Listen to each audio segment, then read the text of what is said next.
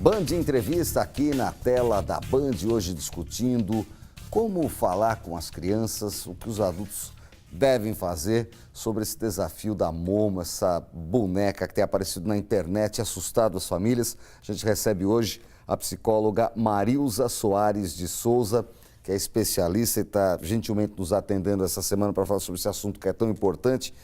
Dentro dessa questão dos vídeos da internet, a gente teve a história da baleia azul, que aterrorizou, que teve infelizmente vítimas. Agora a gente tem esse outro que tem assustado as famílias. É importante acompanhar quanto mais cedo, mais de perto o que se tem no mundo digital e, se possível, não dar esse acesso digital tão cedo para a criança, professora? Eu acredito que sim. Né? Quanto menor a criança, quer dizer, menos acesso livre ela deve ter. Não que ela não vá ter um acesso digital, ela pode ter um acesso a determinados programas, a determinados joguinhos, né? Que sejam próprios para a idade. Agora, muitas vezes a criança fica sabendo, como você está falando aí da boneca Momo. Na verdade, assim, pelo conhecimento que eu tive, foram mais os pais que ficaram assustados, né? Com a possibilidade dos filhos estar tendo esse acesso. E os pais que ficaram assustados é aqueles que as crianças têm acesso à internet, né? Agora, a criança, se ela ouviu isso na escola, fatalmente ela vai chegar e vai contar. Diz que tem uma boneca assim, assado, que acontece isso, acontece aquilo, estão falando. A criança pequena conta. Aliás, a senhora estava falando que a melhor hora para falar com a criança é a hora de buscar na escola. Como é que é isso? É muito interessante isso, que na minha experiência, né, de atendimento de famílias, eu observei o quê? E na minha experiência pessoal também, né, por que não dizer? Que as crianças, elas gostam muito de conversar no momento em que os pais estão buscando na escola, né?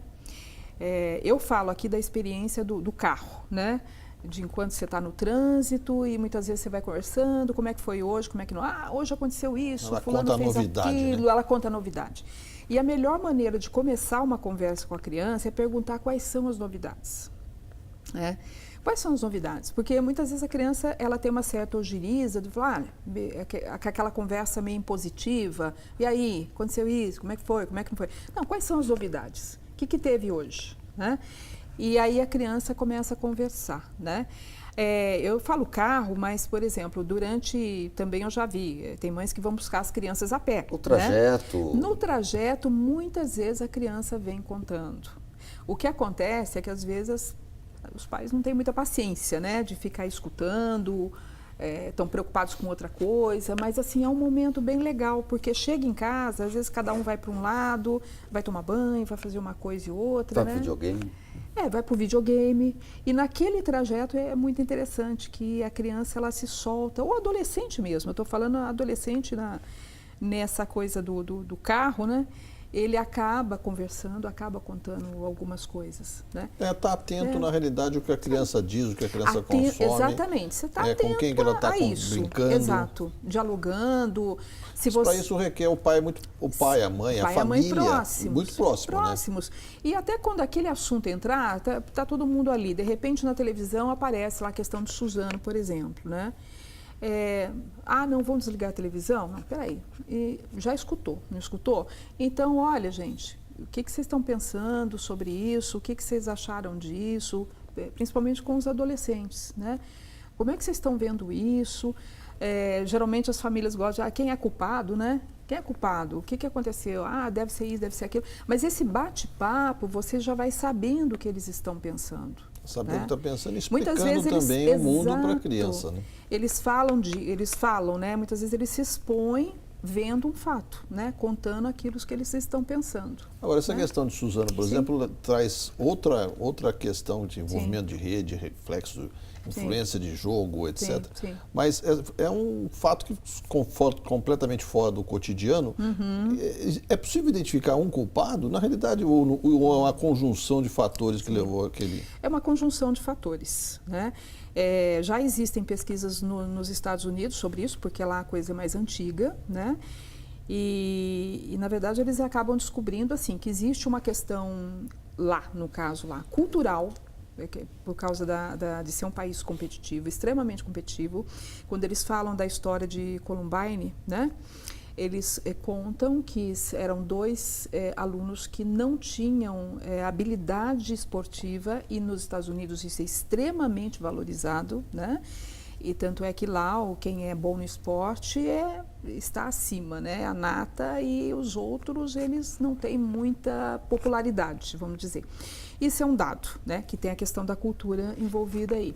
Outro dado é a crença que essas pessoas têm ao não se destacar.